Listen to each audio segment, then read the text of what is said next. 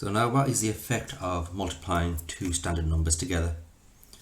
First of all, we multiply these parts together. 2 times 4, 8.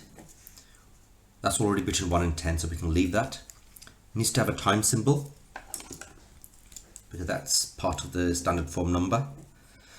Now, deal with this bit. 10 to the power of 3 times 10 to the power of 5. 10 to the power of 3 to the power of 5. If the base is the same and we're timesing, what do we do with the indices? We add them, right? Add these. 3 add 5 is 8. So that will be 10 to the power of 8.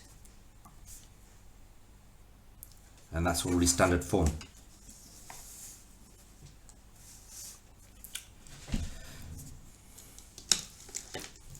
Right, deal with these bits first. 6 times 3, 18.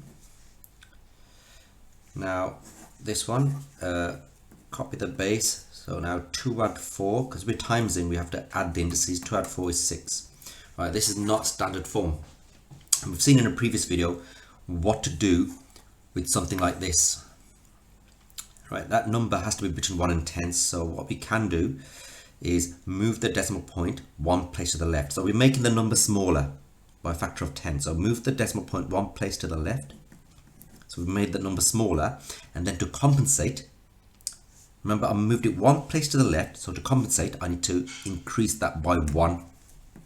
So the power becomes 7.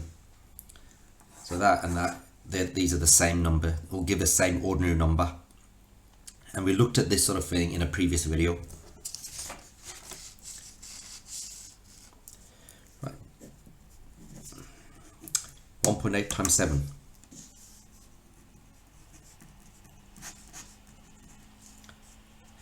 It's 1 times 7, 7, 7 and 5 is 12. Right, 12.6 needs to have a time symbol.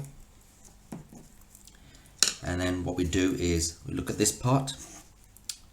Let's do it here. 10 to the power of minus 3 times 10 to the power of 5. Right, the base is the same, but we're multiplying, so we need to add the indices. So minus 3 add 5 is 2. That's 10 to the power of 2. Right, clearly this is not standard form because that number needs to be between 1 and 10. So what we need to do is make this number smaller by moving this decimal point one place to the left.